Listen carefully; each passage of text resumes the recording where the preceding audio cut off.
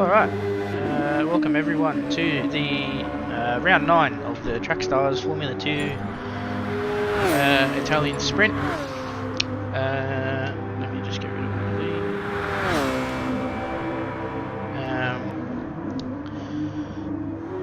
these. Yeah, so thank you, Papa, for telling me I smell.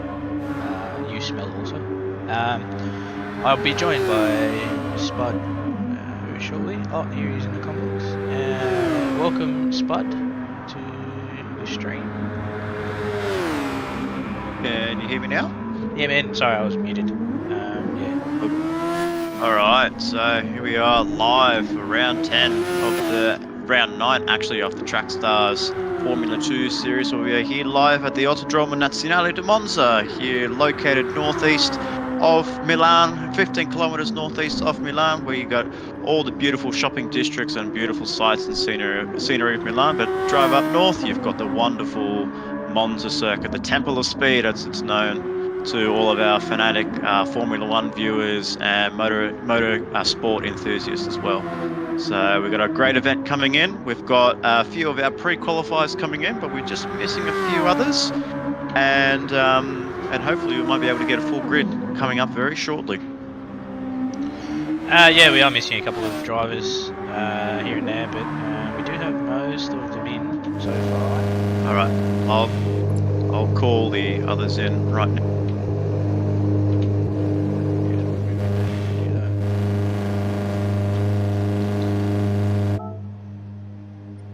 You're most certainly welcome. Damn, you actually nailed that, Spot.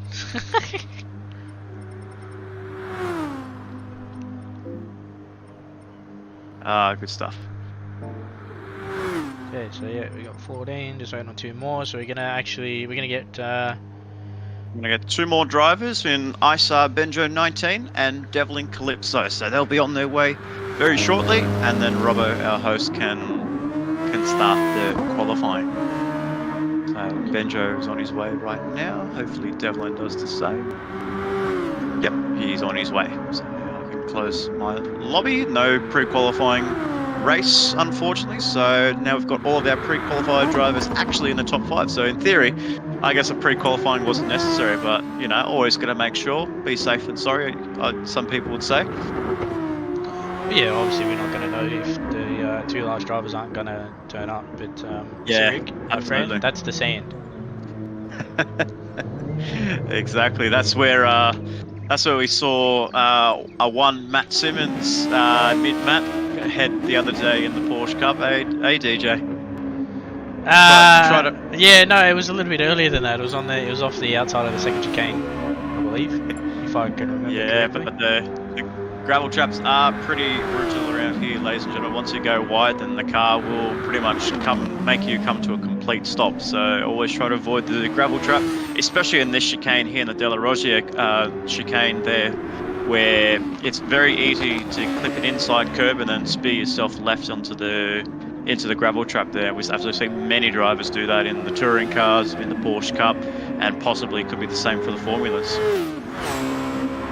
Yeah, well, obviously you want to stay away from the curves in the formulas, otherwise you'll end up going flying, just like what I think it was a Formula 3 driver did at Le Mans. He hit the outside curve coming onto the back straight and actually sent himself into the wall. So yeah, that was Alex Peroni in the F3 back in 2019, where he had a very horrific accident at the curve of Parabolica in the last corner. So thankfully for him, the safety of the halo helped his cause, and he only came up with just minor injuries.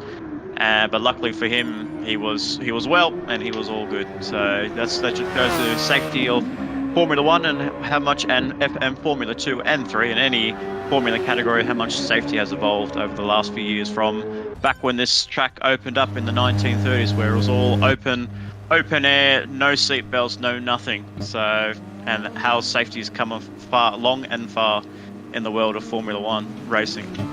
Yeah, well, as we get ourselves qualifying underway, we have got our 8-minute qualifying session. So it's going to be, I guess we're going to have to say it again, DJ, place your bets, place your Monopoly money. Who have we got for pole position tonight?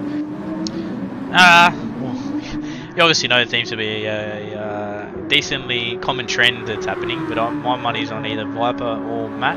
But I did see old mate Xylon 96 very, very close to them, probably about 0.3 or 0.4 off. So I wouldn't want to rule out Xylon, but yeah, getting back to the Halo, obviously we did see Roman. It did save Roman Grosjean's life when he did go through the barrier at Russia, I think it was. Bahrain, yeah. Bahrain, yeah. So the Halo was definitely very well thought of and engineered to save the driver's lives. Obviously, if it wasn't there, he would have come out a very hurting person, and we may not have seen him today. So it's very thankful for the Halo. So absolutely. Well, you've got, I think everyone first initial thoughts when the Halo was designed back in 2016 as more of a basketball hoop or an actual thong, you could say, when you looked at it from the top view. But how things are, unfortunately, as much as they don't look nice, as much as they don't look nice to view, at least it does its one job, which is protect the driver's head. Yeah, and obviously the driver's safety is the main purpose in obviously all racing. So it's good to see the Halo invented, I guess, and exactly for the drivers. So as you see, Budsy is the first person here to commence his first flying lap, followed shortly behind by Duran. See Budsy coming through to the Variante de la Roccia corners, turn 4 and 5 as he executes those corners. Then he's going to make his way up to the Lesmo corners, so Lesmo 1 and then Lesmo 2, turn 6 and turn 7. This is one of the more technical track sides of the track, where whether you try to brake late and then take an early apex, or brake early and just get a little bit more throttle. The line is always a little bit different through those Lesmo corners. As he's coming down the back straight here under the famous bridge, where you have the old layout overlapping the current layout that we've got, as he's coming through the famous Ascari corner, where Sebastian Vettel spun it back in 2018 and collected out Lance Stroll in the Force India back in 2018 Italian Grand Prix. But coming down towards the back end straight, Duran 50 is right behind Budsy, but Budsy's coming through the last corner off the parabolic. Duran 50 is going to get himself a really nice tow of Budsy here, so long as Budsy doesn't hold him up. But the last corner is the parabolic corner,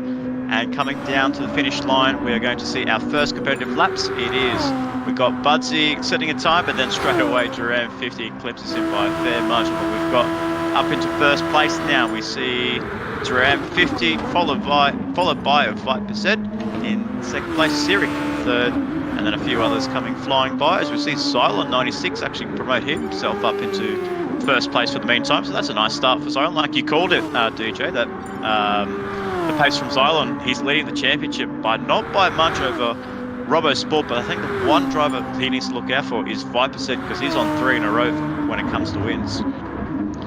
Yeah, we've obviously seen Viper and Matt were late additions to the field, but Viper's put in a very strong showing. As we look at mid-Matt, this is a quick lap. See what it is. He goes to the top with a 30.7, so he's point pole position. Yeah, so he's 6 tenths so far in front of Xylon. I think that's everyone across the line.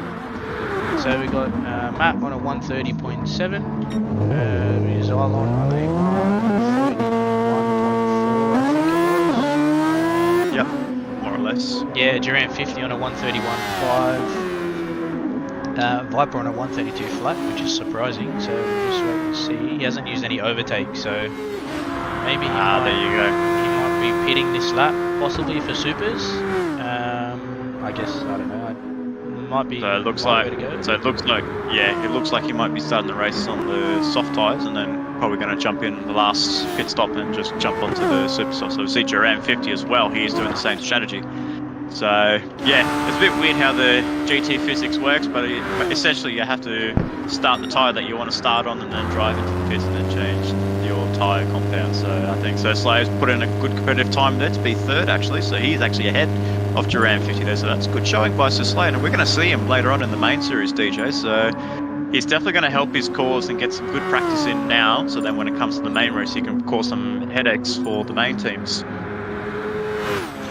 Yeah, it's he's started to have a bit of a showing lately. That he is starting to get a little bit faster. So we never know. We might see him next year alongside me, but I'm not overly sure what the big boss in it has regarding the driver lineup. So as far as we know so far, that I'm the only confirmed driver for both series, but that'll be one for him to make up. So far we've got Matt in first place and we've got Xylon in second. So he's interestingly on the softs as well. So I'm surprised he didn't do a super soft lap. So that's if that was a soft lap by Xylon 96, you've got to say that's very impressive for Xylon 96. As I said, he's the championship leader, but he's got himself a good lead over Robert. But I think the one driver he'll be keeping his eye on will be Viper Z, because like I said, 3 wins in a row for Viper Z, and Xylon's last win in the Formula 2 category was back in round 1 at Dragon Trail, and that was in February, and we're already at the beginning of September, so that's a long time between wins.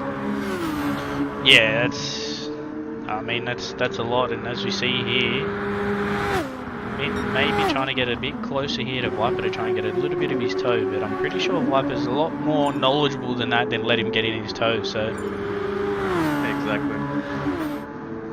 So we've got a frantic 10 seconds to go, ladies and gentlemen. We've got ourselves a Viper Z who's about to start basically his one and only competitive lap there, because his lap 2 wasn't competitive, so he's down in 7th, but time will change in a minute's time. As we see Viper Z starting his lap, he's using that overtake, abusing the overtake really nicely there, and he's got his good friend Mid-Matt right behind him. So it's coming up to the Retifilia corners, turn 1, turn 2, try to cut as much as you can of the inside, but don't cut too much, otherwise you'll get yourself a 1 second penalty there. Execute turn 2 by just clipping the curbing there.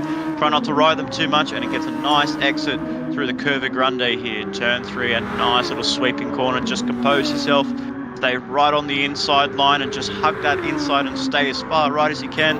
Brake nice and deep just past the 100 board, and he's gone purple in the first sector, so that's a very excellent start there by Viper Z. Executed the De La Roggia corners perfectly there, just caught the curbs at the right time. This is the tricky section, the Lesmo one, as his runs a little bit wide. He just saves that car, just getting through the second Lesmo here and onto the back straight, just coming up towards Ascari. So this is the perfect time to use all of that overtake as much as you can. Use it, press it hard, press it even harder, and try to get as much power as you can into the Delara and into the Cosworth Ernst, and he's gone a lot quicker there, so that's excellent work there. Durham 50's gone 0.05 behind Matt, so that's a very nice showing there. But he's definitely one to keep an eye on his Viper, because he's up by 0.4 in that second sector. Wow. So that's something chronically. That is a very fast. This is going to be a very fast time as Sirik jumps up into 3rd place. Sirik, great job, buddy. But this is the guy we're looking at. Viper Z Satellite Racing. Will he get pole? He does get pole.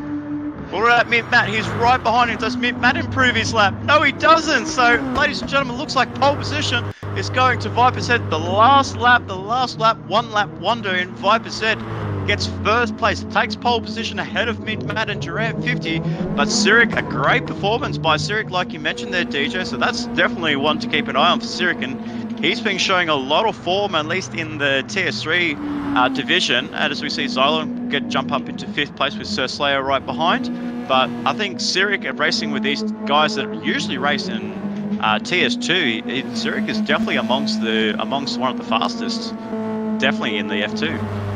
Yeah, well, obviously he's in the TS3, so he's not as strong in the touring cars, but obviously he may fancy the formulas here. But it's nice to see him up the front there, and I'm surprised he's actually that far up the front. Like he is, I don't doubt him at all. He is a very fast driver, so don't be surprised if we do see him up the order a bit more next year. So yeah, absolutely. He's only about 0.072 behind Duran 50. So out of all drivers, to be that close to podium contender in Duran 50, that's a pretty good accomplishment. Don't get me wrong, that is awesome.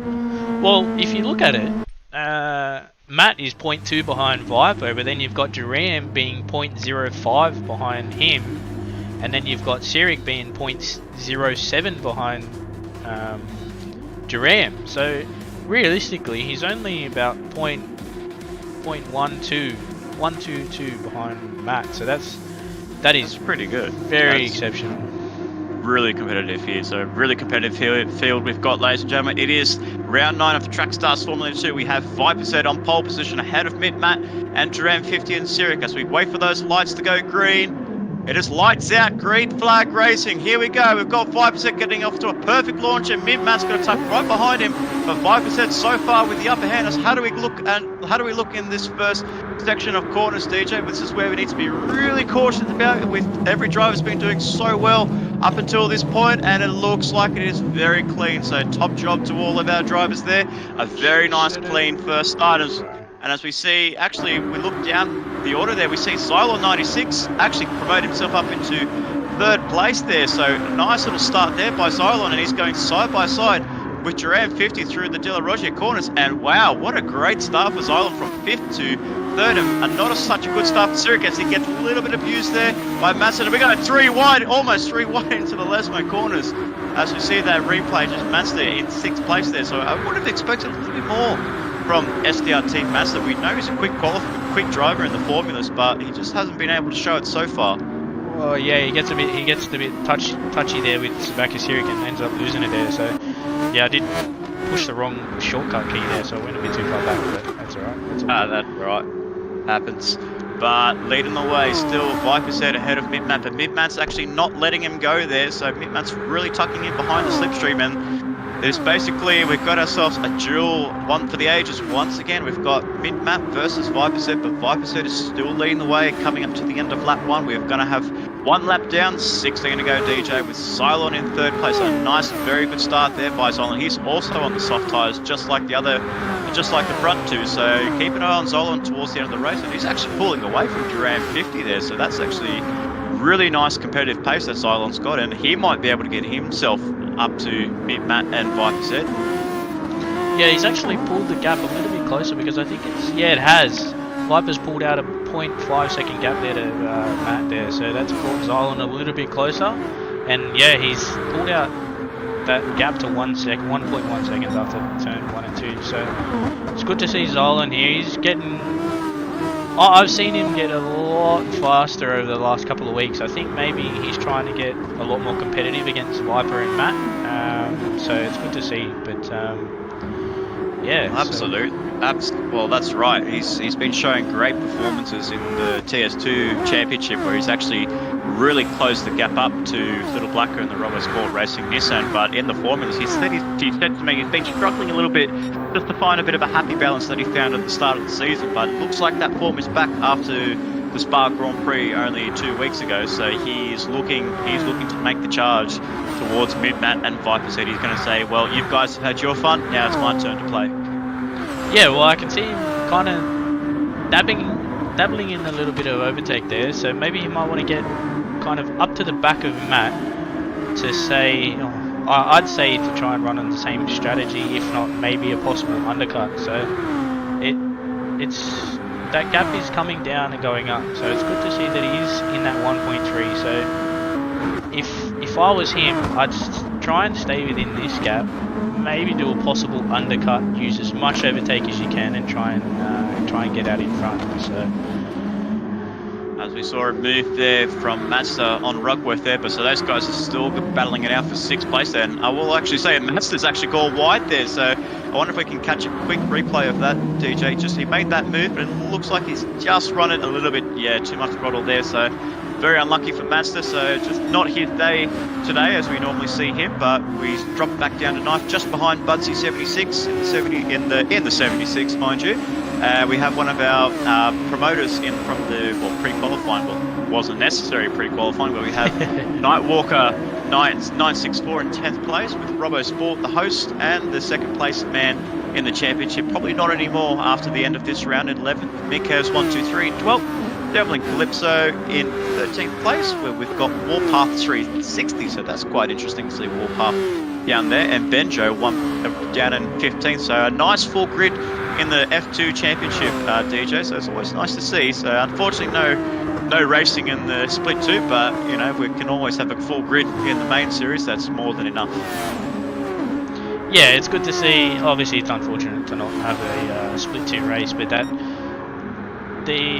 the formulas aren't as popular as what the touring cars are, so it's unfortunate there. But maybe we might see a couple more entries for next year. But I see this gap has dropped a little bit back here for Zolan, so I think he might have made a little tiny mistake. But yeah, all he just needs to get back into his rhythm and try and get that gap away from Duran. So.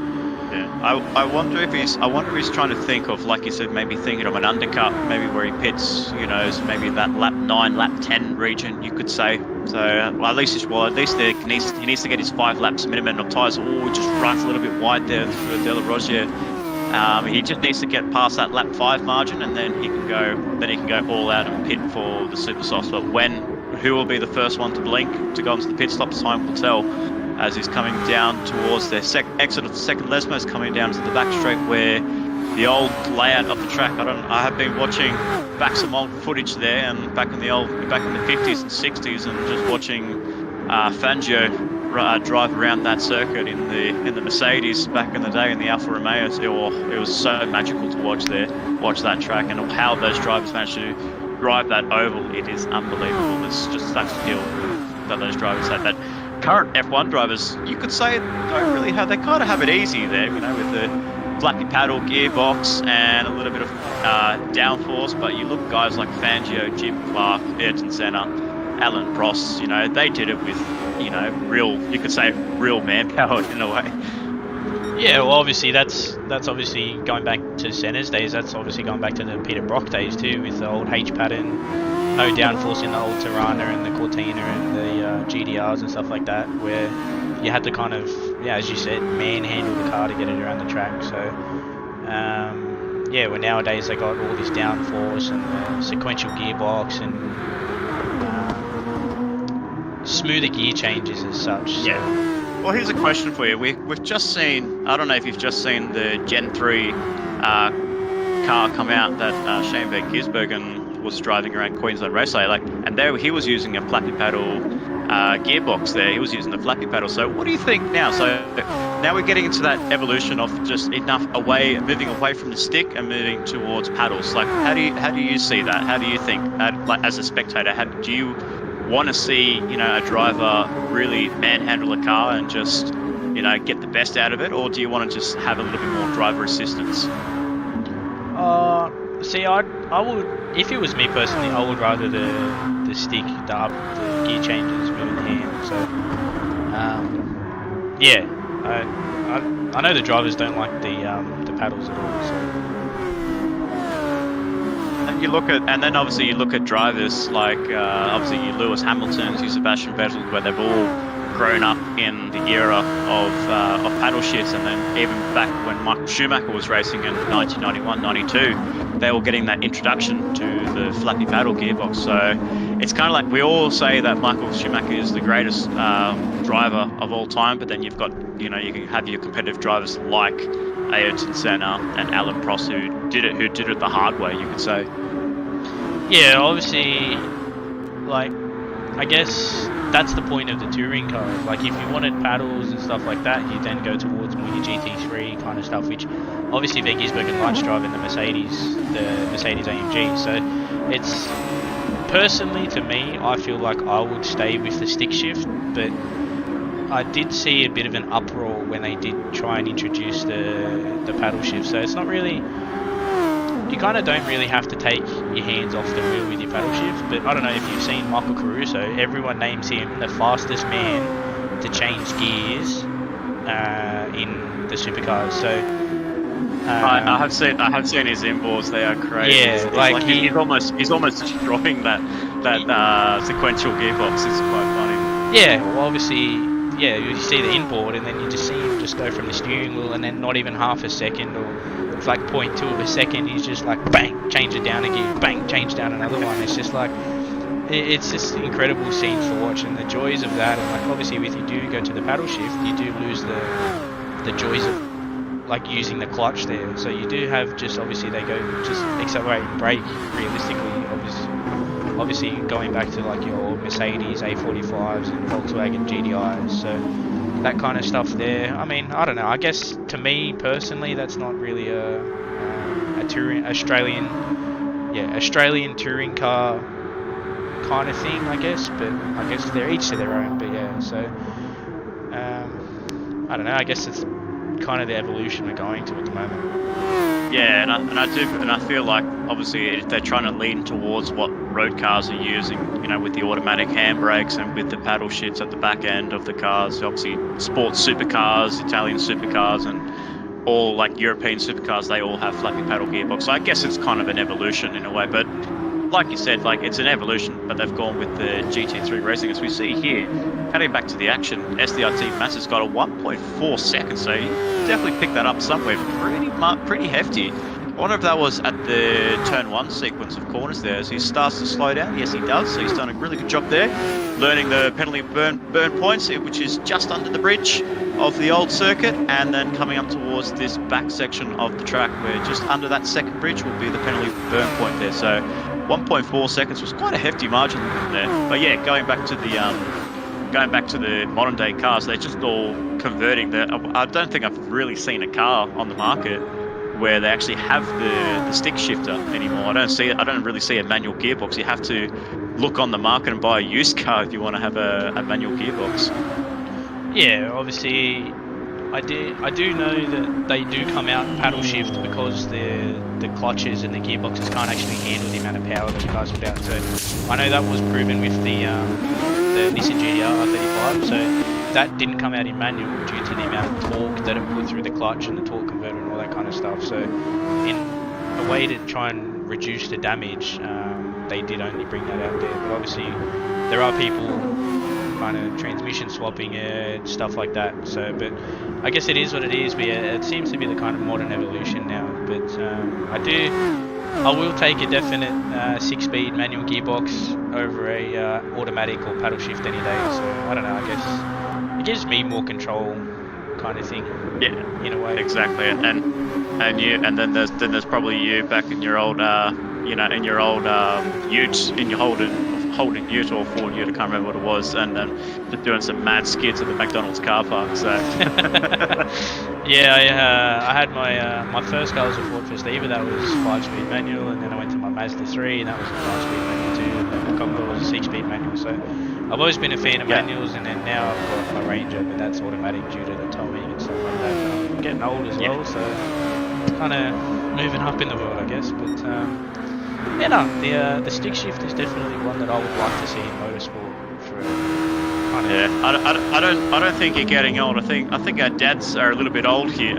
Our dads are quite older than us, that's for sure. So, but it is Sunday, the 5th of September 2021, and it is a special Father's Day. So it's a big happy Father's Day to all of the fathers out there in the Track Stars community. We have a few dads racing actually on the track today, so it's good to see the dads having a good time with their family and kids. Oh, as we see Viperset get a bit of a penalty there, so we'll wait for him to burn it, but that's a costly mistake there by Viperset there. So yeah, so unfortunately they just got a little bit too much curbing there in the De La Roche, just in that second phase. Ooh, yeah, so it looks like it's just unfortunate there, and he's going to lose that lead towards mid-mat. But like I said before, a big shout out to all the dads out there raising us stubborn kids and looking after us while we were young. So big happy Father's Day to my dad, and yeah, and I'm sure you've got something to say for your dad as well, DJ. Yeah, my dad's obviously been there for me, stuff like that, and obviously my mum too. So a big happy Father's Day out there to the dads, and obviously to the mothers that are being fathers as well, and obviously when the Mother's Day comes around, obviously to the fathers that have been the mothers. So happy Father's Day to all the parents out there. All Viper Z here follows Mid-Mat in, so Viper. Ooh, here we go. Ooh. So that I believe that was a bit of a cross there for Viper Z there. I just caught that, so I'm not so sure. It looks like his day's just going from bad to worse, Viper Z. But let's cut back to we're going to cut back to the action now. We've got Xylon 96 now leading the way ahead of Mid-Mat and Viper Z there with Duran 50. Is Duran 50 struggling to keep up with Xylon in second place, with Sirik in third, and we've got Mid-Mat back in fourth place. So he's just exited the pit lane there with Viper Z in fifth, SDRT Manster in sixth place, and we've just getting a few drivers coming through the pit lane. Sir Slayer, almost getting close there with Mazda. Looks like Mazda's worked an undercut perfectly on Sir Slayer there. Rugworth, it was as high up as 6th, made a mistake. It looks like he's down in 8th place there. Ninth place, I believe, belongs to Budsy76. Yes, so nice showing there for Budsy. With Nightwalker 964 in 10th place with Mikez and Robbo 11 and 12 for the Robbo Sport Racing camp. Struggling a little bit on the formulas, but I'm sure they'll be able to pick up their pace in the next few rounds with Warpath 360 13th, Devlin Calypso in 14th, and Benjo Isar Benjo 19 exiting the pit lane in 15th and last place. So this is a crucial lap for Silo 96 DJ. He might be able to come into the pits and might be able to work an overcut very nicely there. You can see his front tyres really worn out, so now's the time for super softs. Yeah, obviously I would have seen them pit, so that's obviously we'll see flick back here to see if they're not using much overtake, so that I don't know. Yeah, he's coming in now, and Duran following in, and Siri comes in as well. So I don't know what the pit time's like, but I'm not liking. It's quite quick, to be honest. It's like compared to the other tracks that B2 I'm seeing, it's a lot quicker. So keep an eye on Xylo 96. I want to see what his gap is towards Mid-Matt. There goes Mid-Matt. There goes Viper Z. So he's still got a bit of a margin behind Viper Z. But like I said, if he stays close towards Viper Z towards the end of the race, that 5-second penalty that he could be getting crossing that white line there could really benefit Xylo 96 come the end of the race, and will help him get points over 5% in the championship. Yeah, we all know that Matt and Viper are extremely fast on Super, so I think Xylo's going to need to put his head down, strap his helmet up a bit tighter, pull his belts down, and kind of get a little bit of a move on here. So coming out of the pits, I can see they've gained about a second on him. So yeah, so it always feels like the overcut never really works. I always try to see if you can do it like on the game, but the overcut on the game doesn't really work as much as it's not as powerful as an undercut. So the drivers that come in for an undercut, really benefit with that whole lap of fresh tyres, where you've got Xylo 96 on worn stock tyres, which in theory wouldn't be a bad thing, but being on fresh super softs, I'd rather be on those super softs than worn softs. Yeah, obviously we do have the ×3 flyway here, so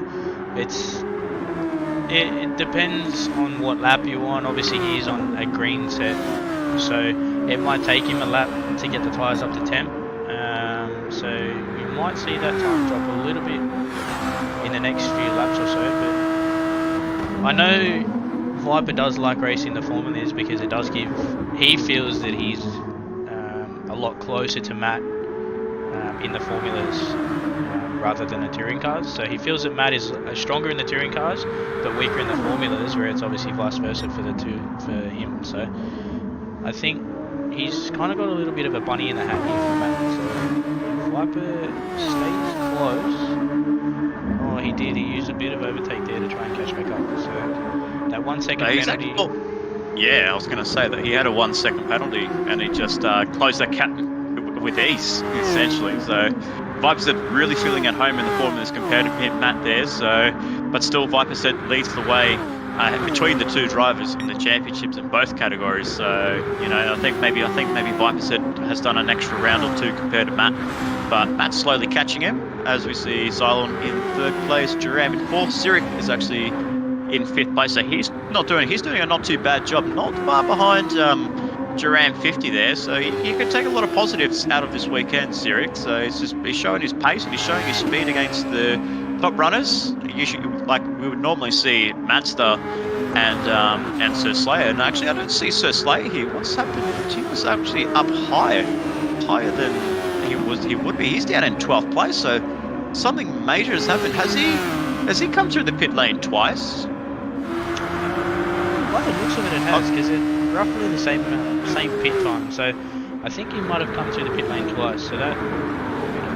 I wonder if he's actually made made an error and he's actually fitted on the wrong tyres, because we've seen that happen back in even in the beginnings of the Formula 2 last year. We've seen a few drivers pitting for trying to go for a two-stop, but as the pit time, transit time has increased over the last few patches, it doesn't really work anymore. So I don't know if that happened to Sir Slayer, but if that's happened, then that's a costly mistake. And being as high up as 6th place is now down in 12th. And as we see a driver go wide there, that was Nightwalker 964 in the WRT Motorsport. Just catching that replay there.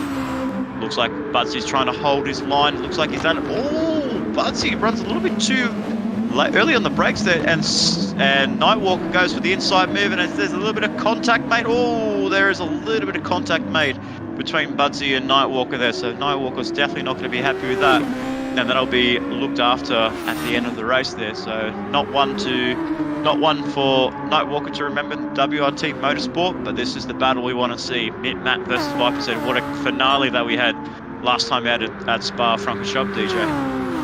Yeah, that was a pretty stellar showing there by them. So it's good. It's very good racing to watch these guys race over and over again, being so clean and giving each other room. So yeah, the Porsche Cup on Thursday was a very interesting one for me on the last race in the last lap. So I had to deal with Matt behind me for the whole race. So by the end of it, my hands are good enough to feel probably a cup of sweat.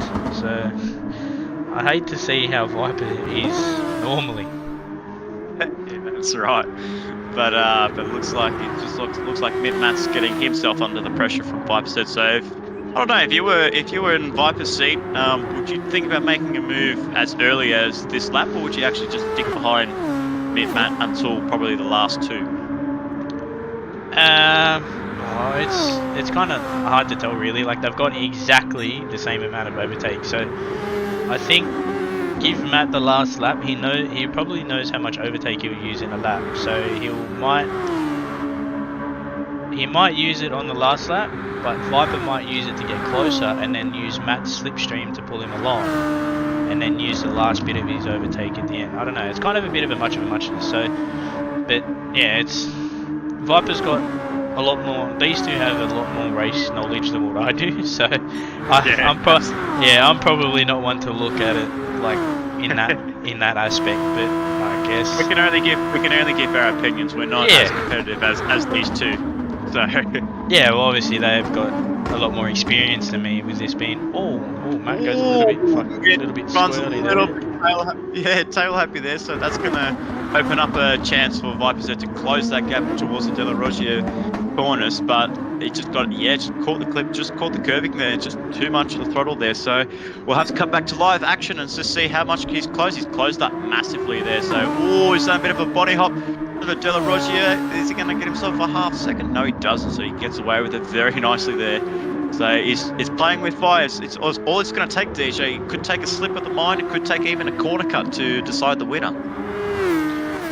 Yeah, well, that's obviously the reason why Viper is in second place, because he did get that half-second penalty. So he did have to burn it, and he burnt it well and burnt it properly. So good to see he's reading the regulations, but Viper isn't one to break regulations. But yeah, it's good to see how close they are, but it just shows that you do a little bit of a mistake and it all goes downhill very fast. So it cost him a lot, because he's now right, as you said, he's right behind Mid-Matt. He's got a lot closer. Last lap he was about at least a second behind Mid-Matt, but he's closed it up massively to 3:10. So this is the time to charge for Viper coming up towards lap 16 of 17.